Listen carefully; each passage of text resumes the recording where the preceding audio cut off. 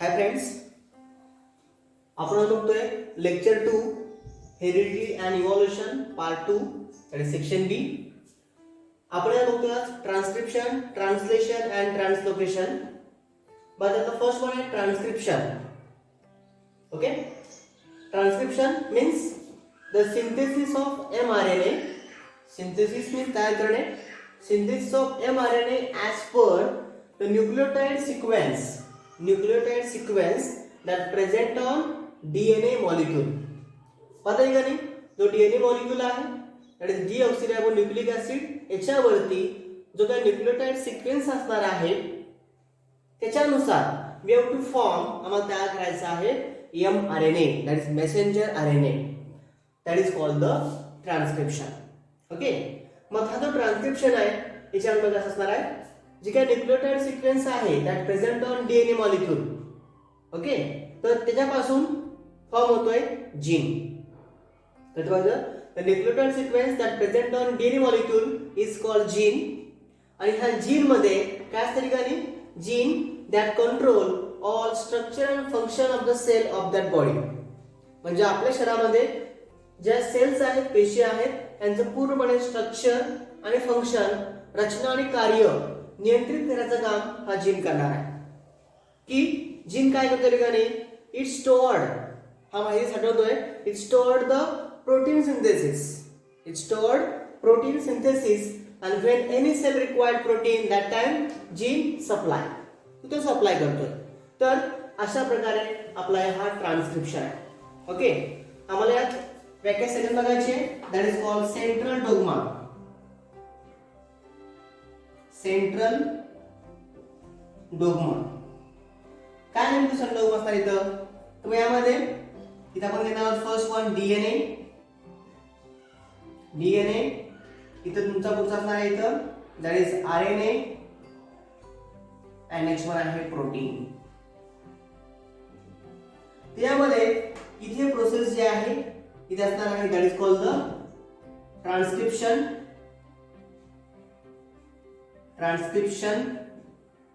इथं आहे translation. Okay, काय समजून घ्या आता काय असणार इथं. हिअर प्रोटीन आर सिंथेसाइज्ड, आम्हाला प्रोटीन तयार करायचं आहे. Protein are synthesised by DNA through RNA. इथं आरएनए मध्यस्थी आहे. तर आपण काय करतो ठिकाणी, प्रोटीन आणि प्रथिनांची आम्हाला निर्मिती करायची आहे. पण कशी करायची आहे, protein synthesised by DNA through RNA and this process is called the central dogma. Understand? Central dogma म्हणजे काय, protein are synthesised by DNA through RNA. Through का, कारण तो मध्ये आहे, मध्यस्थी आहे. म्हणजे आरएनए मार्फत आपण काय करतोय, डीएनए कडून प्रथिनांची निर्मिती करतो. आणि ही जी प्रोसेस आहे that is called the central dogma. Okay, next संकल्पना याच्यामध्ये आहे that is called triplet codon. बघा, नेक्स्ट वन आहे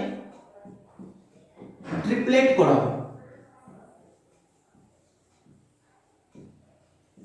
आता काय असणार हे ट्रिपलेट कोडॉन, तर काय तिथं ट्रिपलेट कोडॉन म्हणजे काय लक्षात घ्या, तीनचा गट आहे. तीनचा गट असणार आहे.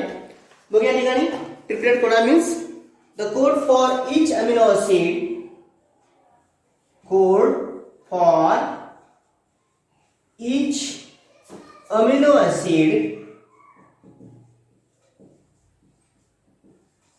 code for each amino acid, consisting of, समावेश होतो, consisting of 3 nucleotides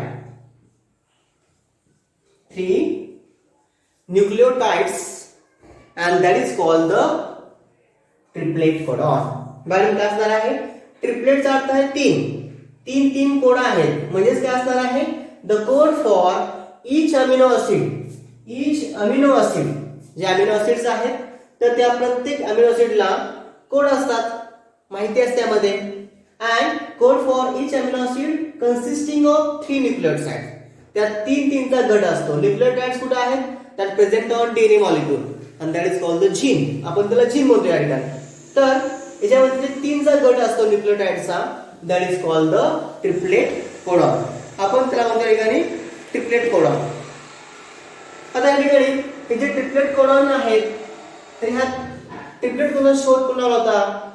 triplet codon discovered by doctor Har Gobind Khorana. या ठिकाणी doctor Hargobind Khorana who discovered the triplet codon for 20 amino acids. For 20 amino acids. पहिले काय केलं त्यांनी? 20 अमिनो ऍसिड साठी त्यांनी ट्रिपलेट कोडॉनचा शोध लावला होता. मग अशी किती अमिनोस असतात आपल्या बॉडीमध्ये? there are thousands of triplet codons are present. असे भरपूर आहेत. फक्त ते काय केलं होतं? Doctor Hargobind Khorana who discovered the 20 amino acids for the triplet codons. and हा शोध लावला होता कधी? in 1968 ला. he discovered in 1968 and also awarded the Nobel Prize. आणि त्याला त्याबद्दल नोबेल प्राइज मिळालं होतं. ओके, बघा त्या ठिकाणी triplet codon means the code for each amino acid consisting of 3 nucleotide, that is called the triplet codon. Discovery आहे doctor Hargobind Khorana. he discovered for 20 amino acids and in 1968 as well as they awarded the Nobel Prize. Okay, that is the triplet codon. आमचा next point आपला असणार आहे that is called the translation. I will wait for one transcription. Next one आहे translation. आता example बघा. आता बोर्डावर तुम्हाला diagram देतात. त्या ठिकाणी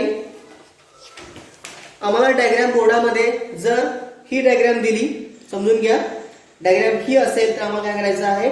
पूर्णपणे माहिती ही लिहायची आहे. याच्यामध्ये डेफिनेशन फर्स्ट वन ट्रान्सक्रिप्शन असेल, त्याच्यानंतर ट्रिपलेट कोडॉन येईल, as well as central dogma. ही माहिती आम्हाला त्यामध्ये अपेक्षित आहे. याच्यानंतर आमचा नेक्स्ट पॉइंट आहे that is called the translation.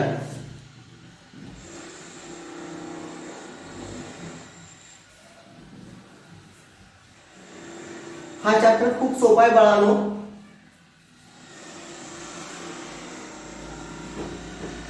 बघा आपण आता ट्रान्सलेशन काय असणार आहे.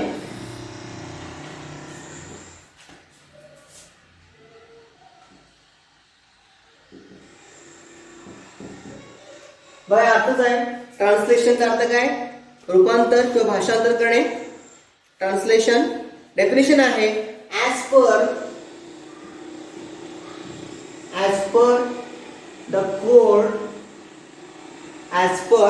the code or codon on mRNA.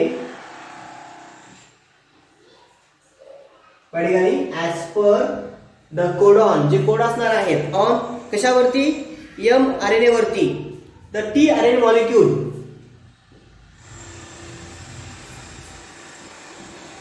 tRNA molecule. the tRNA आहे tRNA for transfer RNA molecule असेल घ्या. molecule with complementary anticodon. with complementary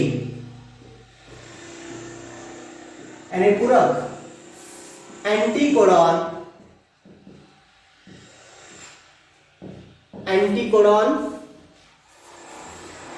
is brought near. तो आणतोय कुठं आणतोय? is brought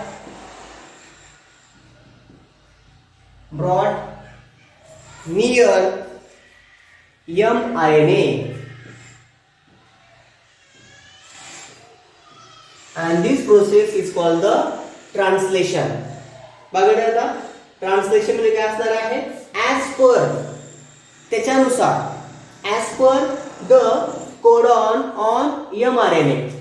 हा तो काय mRNA आहे that is called messenger RNA. याच्यावरती जे कोड असतात दॅट इज न्यूक्लियोटाइड सिक्वेन्स जे असणार आहे, कोड्स आहेत.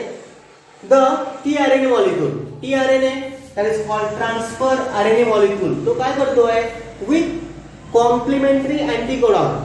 कॉम्प्लिमेंटरी अँटीकोडॉन म्हणजे पूरक जे काही अँटीकोड्स आहेत तर ते कोड काय करतो, वाहून नेतोय. कुठे नेतोय, इज ब्रॉट, जवळ, कोणाच्या, ब्रॉट नियर द mRNA.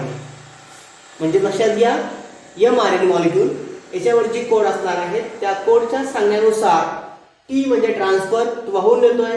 काय वाहून नेतो, फक्त हा कॉम्प्लिमेंटरी अँटीकोडॉन तो वाहून नेतो आहे. And such process is called the translation. रूपांतर करायचं आहे.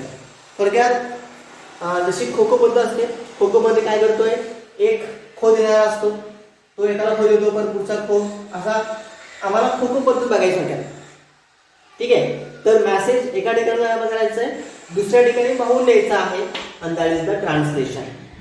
ओके, याच्यानंतर आम्हाला जो नेक्स्ट पॉईंट बघायचा पुढचा तो आहे that is called the translocation.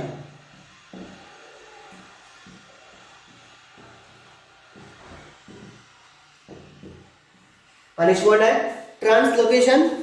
ट्रान्सलोकेशनची व्याख्या सोपी बघायचं. ट्रान्सलोकेशन मीन्स हिअर बरेपैकी असल्याची व्याख्या अशी आहे, the ribosomes keep on moving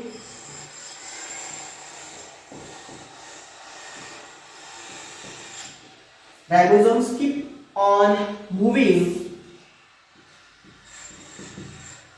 Ribosomes कुठे असतात ribosomes, ribosomes are present in endoplasmic reticulum.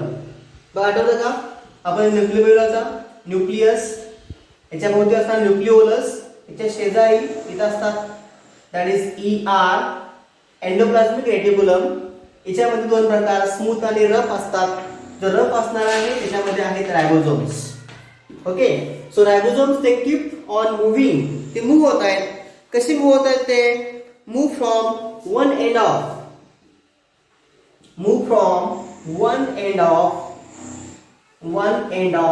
mRNA to another end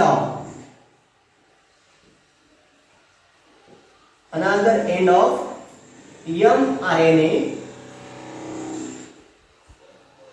by the ribosomes keep on moving from one end of the mRNA to another end of mRNA by, इथं condition आहे बघा, लक्षात घेता condition काय असणार आहे, bye the distance of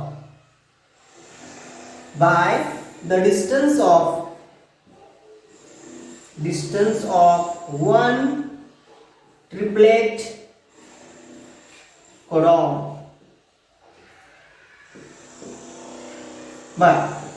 one triplet codon म्हणजे काय काय म्हणायचं, जे रायबोसोम्स आहेत ते मूव्ह होत आहेत. लाईक ऑन दिस,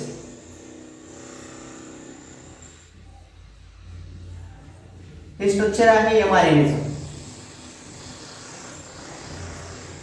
समजून घ्या, हा mRNA आहे, इट्स अ मेसेंजर RNA. आता जे रायबोसोम्स आहेत ते कीप मूव्ह होत आहेत फ्रॉम वन एंड. तर आता हा तिघांचाही गट असणार आहे, हा तिघांचाही गट आहे, आणि हा तीनचाही गट आहे.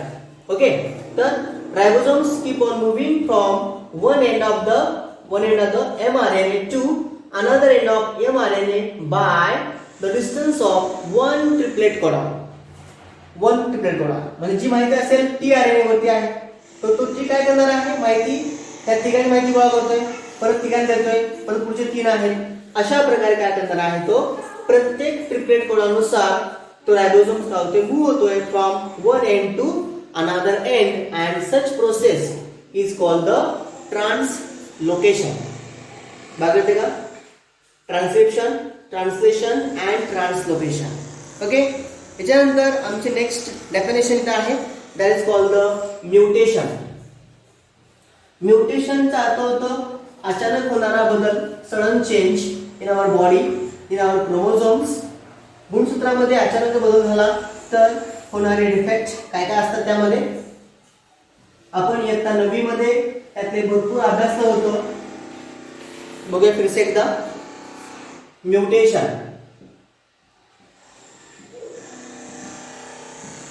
म्युटेशनचा अर्थ आहे अचानक होणारा बदल. Okay, so mutation means the sudden change awkward, sudden change awkward, अचानक होणारा बदल कोणामध्ये? In the genetic material, in the genetic material. जे काही जनुकीय मटेरियल साहित्य असणार आहे त्याच्यामध्ये जर अचानक बदल झाला असेल, that is called the mutation. So here mutation it has two types. याचे दोन प्रकार आहेत म्युटेशनचे. त्यातला फर्स्ट वन आहे मायनर आणि मेजर. बघा, मायनर म्युटेशन आणि मेजर म्युटेशन म्हणजेच काय? समजा एखादी व्यक्ती असेल, त्या व्यक्तीमध्ये क्रोमोझोम्स मध्ये, गुणसूत्रामध्ये जर अचानक काय बदल झाला असेल त्यामुळे होणाऱ्या विकृती, आजार, जसे की मायनर म्युटेशन एक्झाम्पल असणार आहे that is called sickle cell anaemia. Sickle cell anaemia म्हणजेच काय? थोडक्यात पंडुरोग, शरीर पांढरं पडणं, शरीरामध्ये एचबी काउंट कमी असणं, ब्लड कमी असणं, हा जो आजार आहे it is a minor mutation जातो. तर मेजर म्युटेशन, मेजर म्युटेशन कुठलं असणार आहे? आपण नवीमध्ये अभ्यासलं होतं बघा, हचिन्सन डिसीज, हचिन्सन्स आहे. त्याच्यानंतर दुसऱ्याच्यामध्ये that is called the dwarfism. तर अशा प्रकारचे आजार that is called the major mutation. म्हणजेच काय? क्रोमोझोमचं प्रमाण कमी होणं किंवा जास्त होणं. जसे की ह्युमन बॉडीमध्ये क्रोमोझोम्स असतात 46, पण हा 46+1 झाला किंवा 45 झाला तरी होणारे आजार, दोष, that is called the major mutation. काय कळतं का? म्युटेशन मायनर आणि मेजर.